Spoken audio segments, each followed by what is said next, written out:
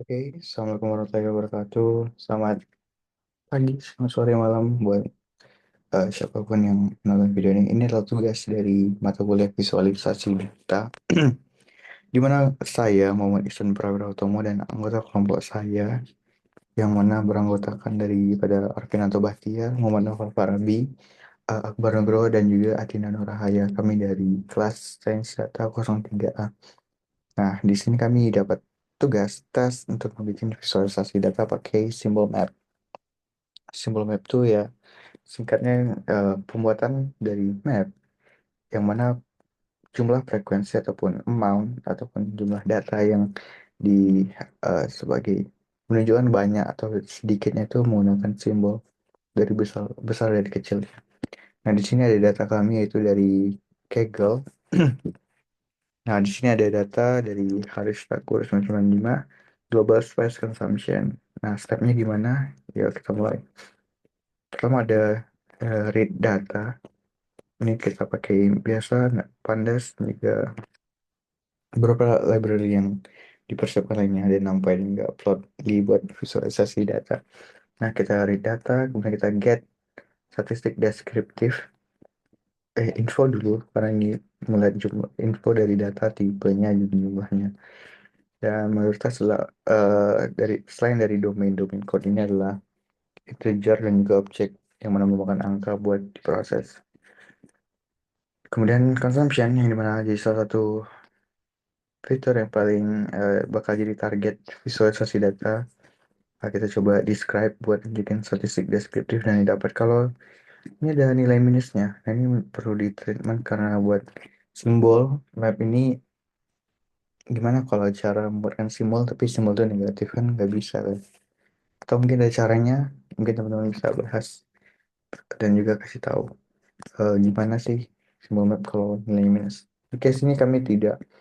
Nah, maka itu kami melakukan pre-processing untuk agregasi dari data tadi menggunakan group by dengan area dan year, dan juga agregasinya via production and consumption buat di sum. Jadi kalau tiap areanya akan dihitung sum dari productionnya, juga tiap tahun bakal dihitung sum dari consumptionnya. Di sini kita bakal aggregate ini, depth aggregate bakal kita ambil consumption absolute, mana kita ngabsolin dari data consumption karena tadi nilai minus. Baru juga kita pakai yang buat tahun, kita bakal ubah jadi integer tahunnya dan bakal di sort sebagai unit.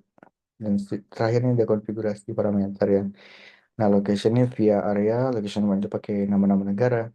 Kemudian animasi, nanti ada bakal animasi, dia itu menunjukkan dengan tahun. Yang kategori order pakai tahun juga, dan size speknya di slide itu 60. Nah, ini ada visualisasinya ya. Kita ada pakai API scatter geo buat map ini. Kita manggil argumennya tadi ada kamar argumennya itu dari tadi yang udah disebutin. Dan juga ada size-nya itu dipakai adalah production. Dan juga title-nya kita bikin Global Production Spices by Country Over Time. Dan kita bisa lihat simbol map itu kita pakai lingkaran, circle ya. Nah, kita lihat kalau dari view ini yang paling besar production itu adalah negara Cina ya, Cina ataupun USA dan India juga. Nah, Spain juga cukup, Meksiko dan juga Indonesia. Ini kita bisa lakukan hangover ke simbol-simbol untuk melihat productionnya dan areanya. Sini juga bisa kita play buat growth dari tiap tahunnya. Nah, kita bisa lihat Cina growth-nya tinggi banget, besar, sampai jadi perhatian dari viewer yang bakal baca ini. Indonesia juga cukup besar, juga saya India juga cukup besar, dan beberapa negara-negara lainnya yang juga memacu.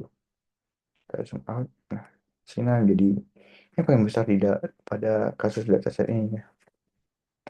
Nah, buat konsumsi juga kita bisa pakai common argumennya tadi karena mungkin sama yang dipakai.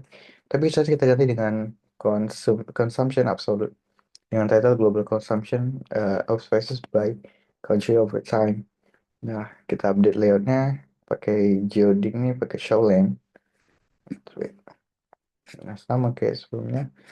Dan ini juga pakai tahun juga bisa. Kita play hangover juga tiap negaranya konsumsinya, kita mungkin Cina ada reasoning kenapa production dan consumptionnya tinggi ya, karena kalau produk konsumsi tinggi kan membutuhkan production yang tinggi juga. Kalau kita play Nah, kita lihat consumption dari si. Nah, ini cukup tinggi, cukup besar. Oke, mungkin itu saja ya dari penjelasan saya, mode kelompok saya. Eh, Mungkin kalau buat kesimpulan kita bisa kalau dari data setting, consumption, dan production yang mendominasi itu adalah dari Cina dan juga Amerika. Dan juga semua map ini, apa kekurangannya, kelebihannya?